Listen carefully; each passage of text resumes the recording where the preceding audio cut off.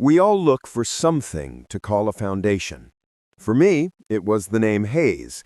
It meant honor, duty, and most of all, Pearl Harbor. My grandfather, Robert Hayes, wasn't just a veteran. He was a hero. He was the symbol of how a man could return from hell and build a new life on the ashes, our life. We lived in this house, built on a grant he received for saving valuable papers during the attack. I built my career on his legacy. But legacy isn't what you're given. It's what you find when it's too late. At 48, my wife and I decided to sell the house. I had to finally sort through Grandpa's old safe, untouched for 10 years.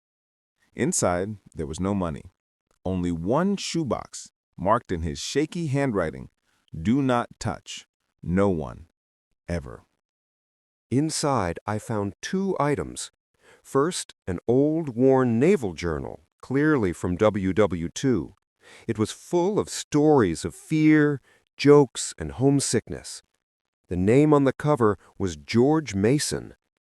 The second item made me freeze. Two sets of dog tags. One was, correctly, for Robert Hayes. The other was for George Mason. But the Mason tags had a tiny scratch I recognized from an old family photo. I opened the journal to the last page. The date? December 7th, 1941. The final entry? Robert didn't return when the alarm sounded. I took his post. He promised to look after Susie. Then a smeared dark blotch. The official date of death for George Mason, December 7th, 1941. That was the exact day my grandfather, Robert Hayes, became a hero. I locked myself in my office for a week. I searched. I cross-referenced. I, a lawyer who believes only in evidence, was trying to destroy the most sacred evidence of my own life. The journal revealed the truth my grandfather hid beneath his medals.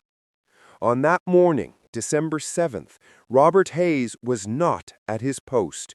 He was in Honolulu, trying to make a shady deal to pay off his gambling debts. When the plane started bombing, he rushed back to the base. He wasn't saving papers. He was saving his skin. He found George Mason, his only friend, already dead. George died at the very post Robert was supposed to occupy. And that's when Robert made the choice that defined 3 generations. He took George's tags and documents, left his own, and assumed the identity of the dead hero. He returned from the war as Robert Hayes, but with George Mason's story. His lie bought him everything: the honor, the land grant the house was built on, and peace. I realized the man I called Grandpa, Robert Hayes, died on December 7th, 1941. The man I knew was an imposter who stole his best friend's life and honor. Our past always catches up. At the worst possible time, a major agri-corporation sued us for the land. They challenged the legitimacy of Grandpa's original land grant, claiming it was issued with procedural errors. The outcome of the case hinged on whether Robert Hayes was the rightful recipient of that grant, whether he was a true hero.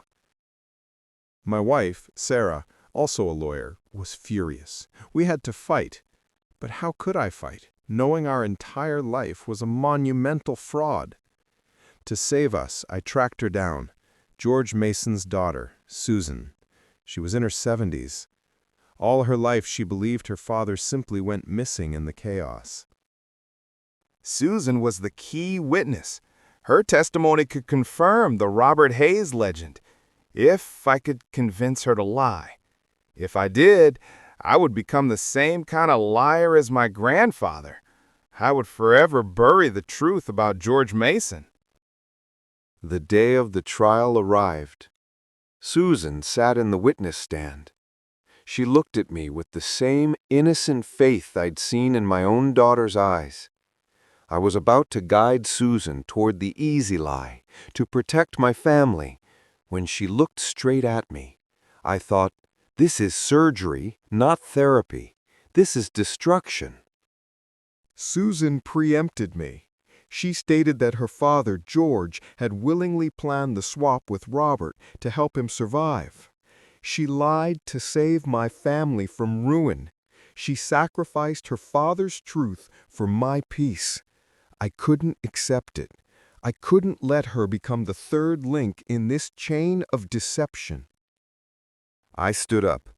Your Honor, the witness is lying. The court went silent.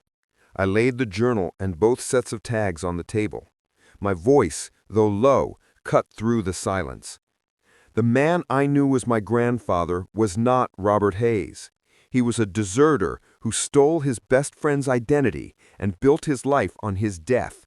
Our claim to this land, to this life, is built on an 80-year-old fraud. We lost the case. We lost the land that had been our family's pride. My wife didn't speak to me for 6 months, but for the first time in a long time, I could look her in the eye. A year later, we bought a modest home in another state. Eventually, Sarah forgave me.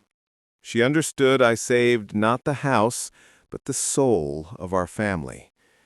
Most importantly, Susan gave me George's real dog tags.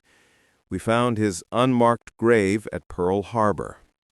We buried him under his true name. I lost my inheritance, but I redeemed George Mason's honor. And for myself, I finally knew who I was. Not the grandson of a hero, but simply an honest man. And that, it turns out, was enough. After all I lost, I gained one thing: peace. But the choice still haunts me. If you found a decades-old secret that could destroy your family's entire legacy, but restore the honor of an unknown dead man, would you have stayed silent to protect your children, or done what I did? Let me know in the comments below.